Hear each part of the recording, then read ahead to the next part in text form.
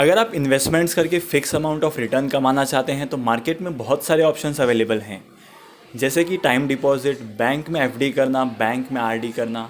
इसके अलावा भी बहुत सारी गवर्नमेंट की स्कीम्स हैं जिनमें आप इन्वेस्टमेंट्स करके अच्छे खासे पैसे कमा सकते हो। लेकिन यहाँ पे होता क्या है कि ज़्यादातर लोगों को बैंक की एफडी और छोटे मोटे कुछ इन्वेस्टमेंट ऑप्शंस होते हैं जिनके बारे में पता होता है।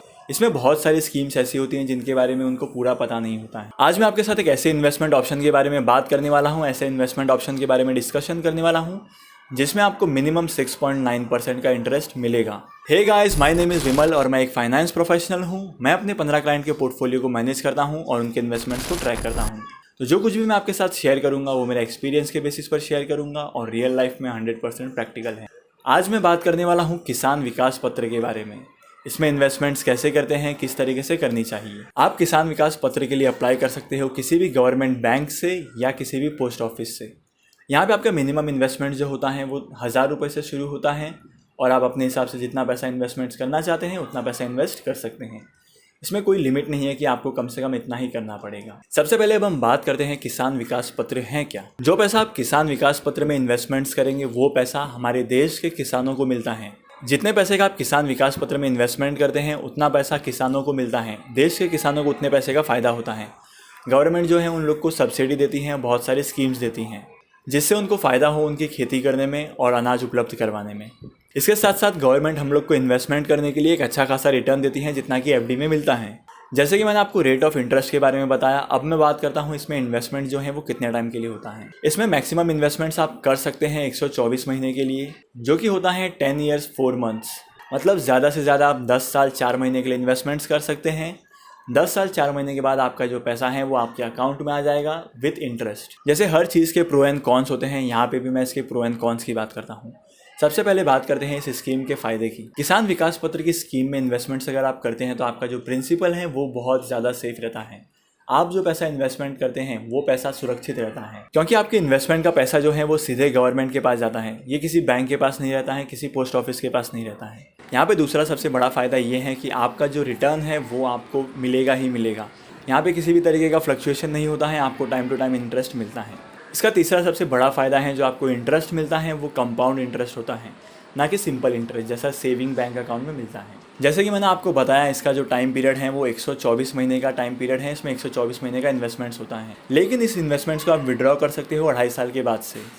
अगर 2.5 साल हो गया है और आपको इन्वेस्टमेंट्स विड्रॉ करने हैं तो आप आसानी से कर सकते हो। Last but not the least, सबसे आखिरी फ़ायदा ये है कि आप इसमें कम से कम 1000 रुपये से इन्वेस्ट कर सकते हो और ज़्यादा से ज़्यादा 1000 रुपये के मल्टीपल्स में इन्वेस्टमेंट्स कर सकते हो। तो इससे फ़ायदा होता क्या है कि यहाँ पे आपको फ्लेक्सिबिलिटी मिल जाती है। अगर आप 1000 रुपये इन्वेस्टमेंट करना चाहते हैं तो 1000 कर सकते हैं, 2000 कर सकते हैं, 3000 कर सकते हैं और इसके मल्टीपल्स में कर सकते हैं। अब मैं बात करता हूँ इस इन्वेस्टमेंट्स के नेगेटिव पॉइंट्स के बारे में। इसमें ज़्यादा नेगेटिव पॉइंट्स तो आपको देखने को मिलेंगे नहीं, लेकिन यहाँ पे आपको सिर्फ और सिर्फ जो टैक्स का बेनिफिट है वो यहाँ पे नहीं मिलता है। अगर आप किसान विकास पत्र में इन्वेस्टमेंट्स करते हैं तो आपको जो है वो टैक्स का बेनिफिट नहीं मिलेगा। मतलब यहाँ पे आपको एटीसी में जो भी डिडक्शन मिलते थे पहले वो अब नहीं मिलेंगे। लेकिन इसके अलावा यहाँ पे आपका टीडीएस कट नहीं होता है। जब कभी भी आप बैंक में फिक्स डिपॉजिट करते हो तो बैंक वाले जो हैं वो आपकी इन्वेस्टमेंट्स के रिटर्न में से जो टीडीएस हैं वो काटते हैं। इस ऑप्शन में इनकम टैक्स का डिडक्शन नहीं मिलता है, तो यहाँ पे टीडीएस भी नहीं कटता है। आशा करता हूँ कि आपने इस वीडियो से किसान विकास पत्र के बारे में कुछ नया सीखा होगा।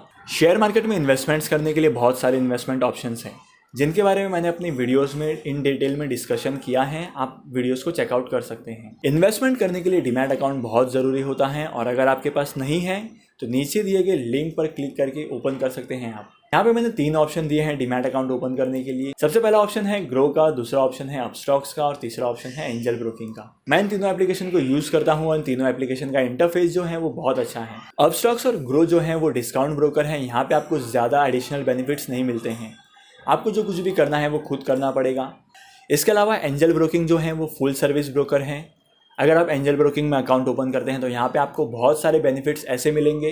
एंजल ब्रोकिंग में अकाउंट ओपन करने से आपको बहुत सारी additional services free of cost मिलेगी और इसके साथ साथ काफ़ी सर्विसेज हैं जो पेड हैं। और एंजल ब्रोकिंग में इन्वेस्टमेंट्स करना भी बहुत आसान है, बहुत अच्छा इंटरफेस है। तो आप अपनी रिक्वायरमेंट के हिसाब से किसी भी ब्रोकर के साथ अकाउंट ओपन कर सकते हैं। उनका लिंक मैंने डिस्क्रिप्शन में दिया है।